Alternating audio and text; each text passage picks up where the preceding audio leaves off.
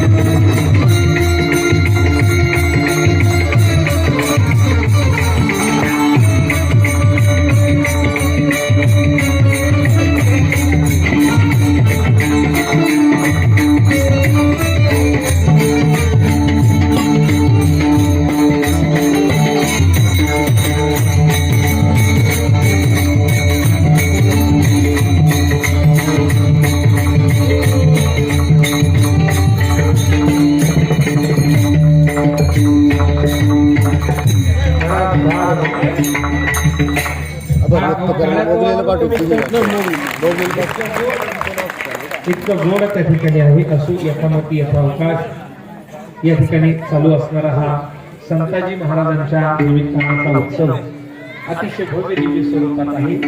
या कार्यक्रमाच्या निमित्तानं तुम्ही आमंत्रित केलं, तुम्हा सर्वांचं दर्शन घडलं, माझी मी मला धन्यता देतो. या कार्यक्रमाच्या निमित्तानं उपस्थित असणारे गुणीजन मंडळी, त्यामध्ये आदरणीय आमचे प्रकाश दादा, एकदा जोरदार टाळ्या वाजवा जोरात त्यांना द्यावी तेवढे धन्यवाद. त्याचप्रमाणे आदरणीय नाशिक स्टार न्यूज साठी वाल्मिक शिरसाट.